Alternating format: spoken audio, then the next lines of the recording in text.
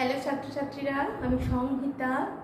আজকে আমি তোমাদের আমার এই যে ঈশ্বরের অস্তিত্ব সম্পর্কে যে তিনটি যুক্তি আছে, এগুলো কিন্তু তার একটা নিয়ে আমি আজকে আলোচনা করব।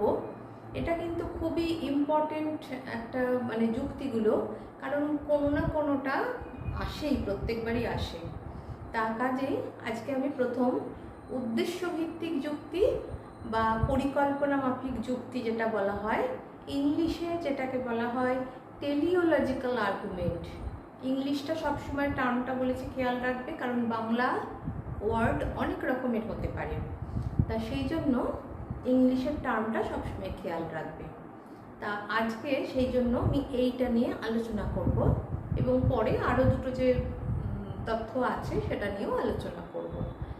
আর আমি তো আমার চ্যানেলটাকে সম্পর্কে আর কিছু বলার নেই, তোমরা নিজেরা যদি দেখো তাহলেই দেখতে পাবে যে এখানে সমস্ত ধরনের ভিডিও কিন্তু আমার এখানে দেওয়া আছে।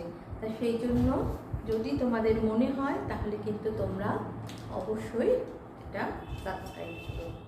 তাহলে আজকে কী করলাম আমি, যে ঈশ্বর সম্পর্কে যে পরিকল্পনা ভিত্তিক বা উদ্দেশ্য ভিত্তিক যুক্তি সেটা নিয়ে আলোচনা করি।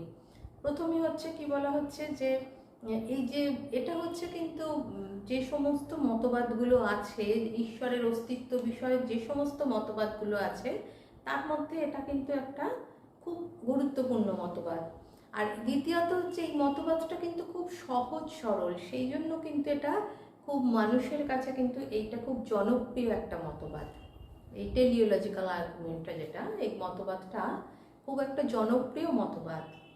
তা কি বলা হয়েছে এই মতবাদের প্রথমেই বলা হয়েছে যে এই জগৎটা খুব একটা পরিকল্পনা মাফিকভাবে তৈরি হয়েছে।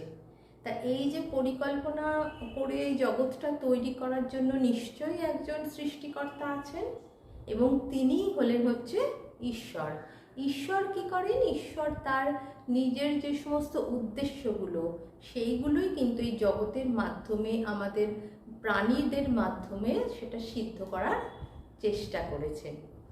তা এরা যারা এর সমর্থক, যেমন ধরো জন হিক এই মতবাদকে সমর্থন করেছেন, তারা কি বলেছেন যে এই যে আমাদের বিভিন্ন যে প্রাণীদের যে আমরা যদি একটু খেয়াল করি তাহলে লক্ষ্য করব যে আমাদের এই জগতে কিন্তু অনেক ধরনের প্রাণী আছে, মানুষ ছাড়াও কিন্তু বহু প্রাণী আছে, এবং প্রত্যেকে যাতে তাদের এই পরিবেশের সঙ্গে অভিযোজন করতে পারে, প্রত্যেকে যাতে এই পরিবেশের সঙ্গে মানিয়ে চলতে পারে, সেই জন্য কিন্তু এমনভাবে সেই সমস্ত প্রাণীদের সৃষ্টি করা হয়েছে যাতে তারা কিন্তু এই পরিবেশে টিকে থাকতে পারে।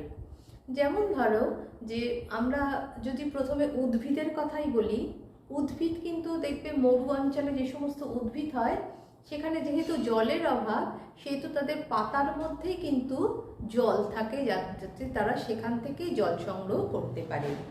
তারপরে দেখো মাছ যাতে জলের মধ্যে থাকতে পারে, সেই জন্য জলের মধ্যে থেকে অক্সিজেন নিতে পারে, মাছের গঠন কিন্তু সেইভাবেই তৈরি করা হয়েছে।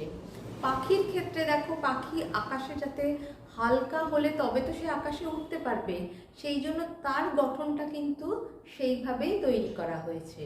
তো এই প্রত্যেকটা ক্ষেত্রে, যেমন যদি আমরা শীতের কোনো জায়গায় দেখি, সেখানকার জন্তু জানোয়ারদের খেয়াল করে দেখবে তাদের প্রচুর লোম, তার কারণ কি? তারা ওই ঠান্ডাটা যাতে সহ্য করতে পারে। তা এই যে প্রত্যেকটা ক্ষেত্রে, এই যে প্রত্যেকটা উদাহরণ দেখিয়ে তারা বলেছেন যে এগুলো কখনোই সম্ভব নয় যদি একজন কোনো সৃষ্টিকর্তা না থাকেন।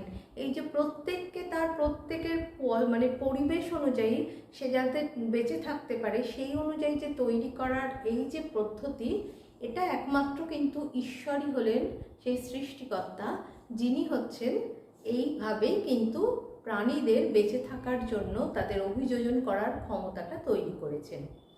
তাছাড়াও দেখি, যদি মানুষের ক্ষেত্রেও দেখি, এই যে সূর্যের অতিবেগুনি যে রশ্মি, বৈজ্ঞানিক দিক থেকেও অনেকে ঈশ্বরের অস্তিত্ব স্বীকার করেছেন, কারণ এই যে সূর্যের অতিবেগুনি রশ্মি যাতে আমাদের নষ্ট করে পুড়িয়ে যাতে না দেওয়া হয়, সেই জন্য কিন্তু একটা ওজোন স্তরের সৃষ্টি হয়েছে।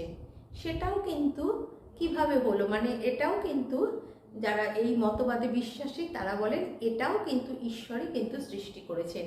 এইভাবে ঈশ্বর এমনভাবে প্রত্যেকটা প্রাণী এবং মানুষের যাতে এই পৃথিবীতে বেঁচে থাকতে পারে সেইভাবে কিন্তু ঈশ্বর এগুলো সৃষ্টি করেছেন।